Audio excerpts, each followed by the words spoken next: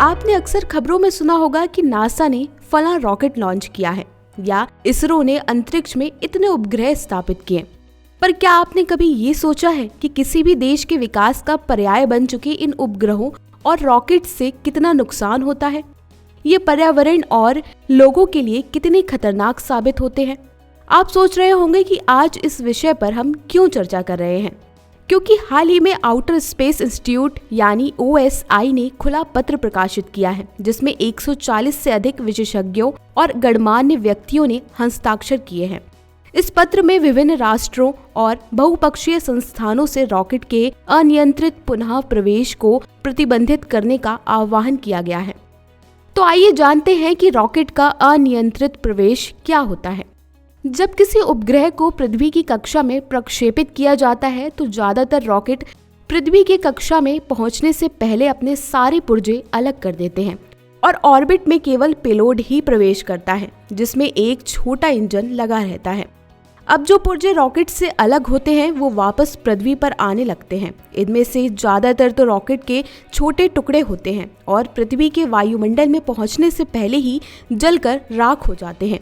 लेकिन कुछ बड़े टुकड़े होते हैं जो पृथ्वी पर वापस आ जाते हैं और ये निश्चित नहीं होता कि ये टुकड़े पृथ्वी के धरातल पर कहाँ गिरेंगे।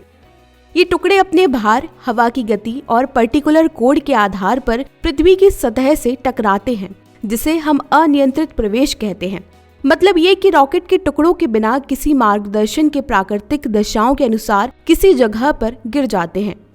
हालांकि ज्यादातर ये टुकड़े समुद्र या महासागर में ही गिरते हैं, लेकिन कभी कभी ये ऐसी जगहों पर गिर जाते हैं जिससे जानमाल का बहुत ज्यादा नुकसान होता है।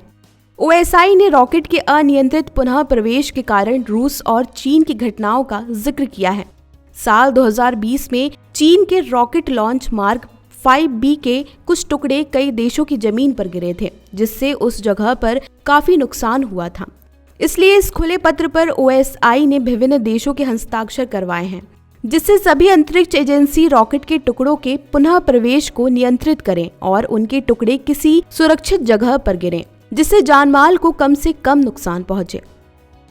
लेकिन अब सवाल ये उठता है कि रॉकेट का अनियंत्रित प्रवेश चिंता का विषय क्यों है।